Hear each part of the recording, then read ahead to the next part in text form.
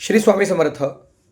मनामध्ये वारंवार जर वाईट विचार येत असतील किंवा कायम नकारात्मक गोष्टी आपल्या मनामध्ये येत असतील, आपण अधिक प्रमाणामध्ये वाईट गोष्टींचा विचार करत असाल किंवा अनेक वेळेला असं आपल्याला होतं की आता मी सगळ्यांचं सगळं करून थकलो आहे, परंतु आता मला अगदी सगळंच नको वाटतं आहे.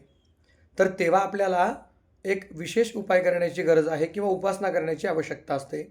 प्रामुख्याने आपल्याला असं कधी होतं, जेव्हा आपल्या कुंडलीमधील चंद्रग्रह अत्यंत बलहीन झालेल्या अवस्थेमध्ये आपल्याला आढळतात. कारण चंद्रदेव हे आपल्या मनाचे कारक आहेत आणि भगवान शंकरांची सेवा केल्याने आपल्यावर चंद्रदेवतेंची पण अखंड कृपादृष्टी राहते आणि भगवान शंकरांच्या कृपा आशीर्वादाने आपल्या मनातील सर्व वाईट विचार दूर होतात. तर आपण काय करायचं आहे? सोमवारी आपण महादेवाच्या देवळात जाऊन महादेवांना दूध, पाणी अर्पण करायचं आहे. त्यानंतर पांढरं फूल, बेलाचं पान अर्पण करायचं आहे आणि एक तुपाचा दिवा लावायचा आहे.